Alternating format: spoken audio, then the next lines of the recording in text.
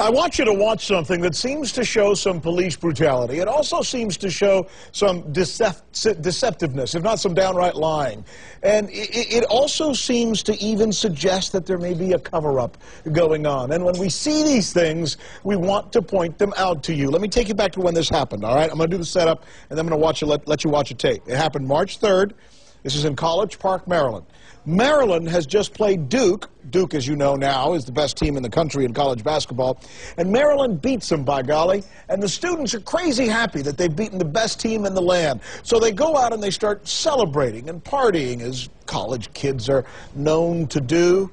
Then the police show up. Wait till you see what was caught on tape. Roll it, Raj. On the video, University of Maryland student John McKenna first appears skipping down the sidewalk next to Knox Road. He is singing a cheer celebrating Maryland's basketball win over Duke when he comes face to face with a Park Police mounted officer. He stops dead in his tracks and actually backs up. Watch carefully what happens now as he is slammed into the wall, knocked unconscious, and then beaten more than a dozen times by Prince George's County police officers. McKenna's lawyers say there is only one way to characterize what happened. This is police brutality, pure and simple. And Griffith says the actual beating is only half the story. This is the sworn statement of charges against McKenna by the police. It alleges assault on a police officer and disorderly conduct. It claims that McKenna, quote, struck those officers and their horses, causing minor injuries, and that McKenna was, quote, kicked by the horses and sustained minor injuries. Clearly the charging document is a lie. As you can see from the tape, there's not a single fact in that statement of charges that's true. We showed the video and charging document to Prince George's County Police Major Andy Ellis today.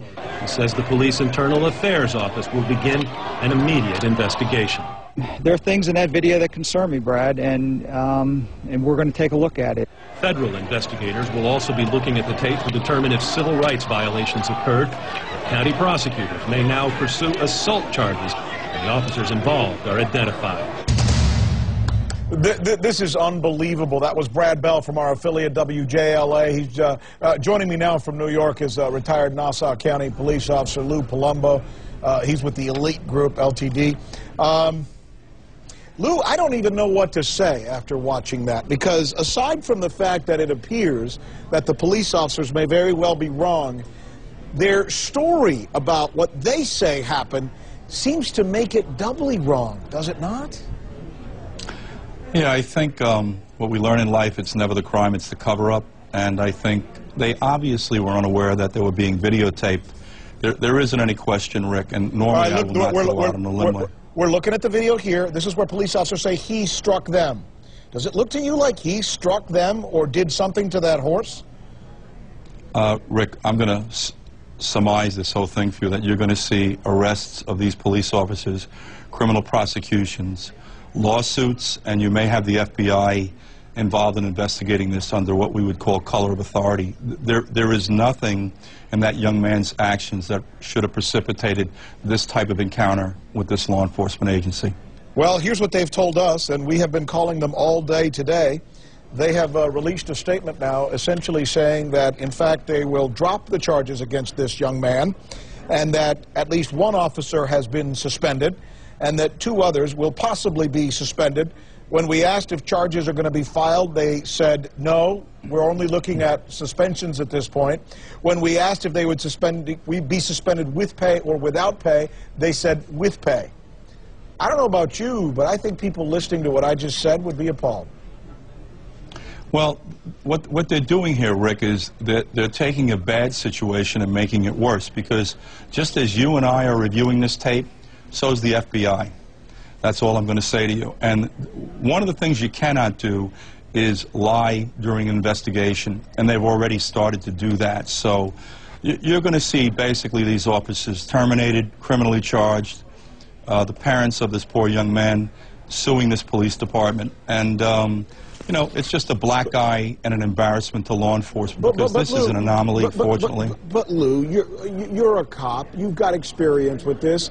When are they going to learn? Why is it taking so long? People right now watching this tape, I guarantee you, are wanting these guys to be in jail, and yet they're not even naming the names of the police officers. They said there's one suspended, 2 others maybe, and they're not quite sure who they are. You know they know who they are.